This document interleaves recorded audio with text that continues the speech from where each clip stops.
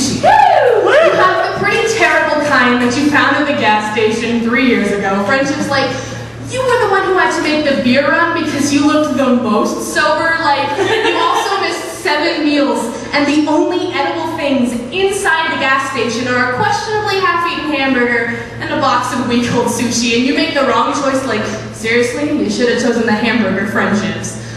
And then you have the best kind, the kind that you find at the sushi restaurant that took you 3 weeks to get a reservation to and cost you $50, but was so worth it because you knew you wouldn't get food poisoning this time. You know, you wouldn't get friend poisoning, you wouldn't get screwed over screwdrivers like the last time you found a sushi type of friendship.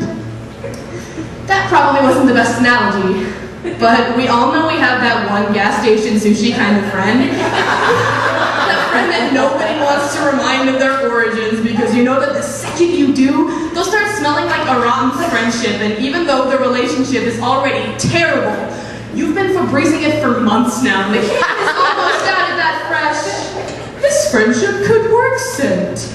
I'll admit it's still an awful analogy, despite the contextual perfection of this situation. You know, all friendships start out like raw fish.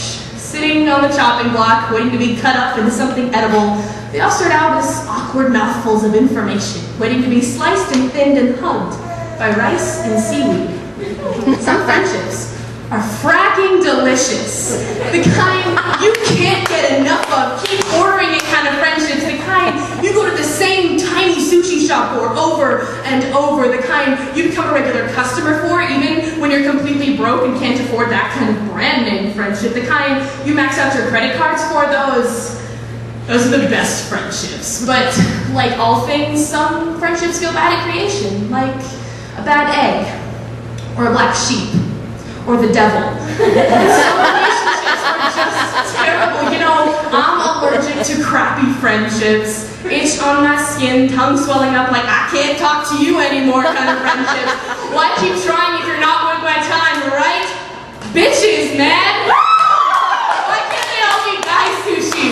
Have you ever noticed that guy sushi friendships always have less drama as long as no one's banging someone else's girlfriend? Or sister. Relationships aren't worth picking up the chopsticks, aren't worth learning how to use chopsticks in the first place. Why am I always in charge of the chopsticks? Just because I know how to use them doesn't mean I want to keep picking up friends that aren't worth it with them. It's not like with sticky rice. Friendships fall apart like paper scraps. Have you ever tried to pick up paper with chopsticks? It's a lot harder than you think it is. And some friendships aren't worth tearing at the page, so why keep trying? Some friendships can kill you. Like improperly prepared blowfish. Some friendships have been sitting on cutting boards for a little too long and get sent off to gas stations. See, some friendships will fight you. Friendships made of swordfish, waving chopsticks in your general direction like you're dueling, like, you better learn how to use chopsticks and quick. Like, they'll stab you in the back kind of friendships, kill you before you see them coming friendships at least.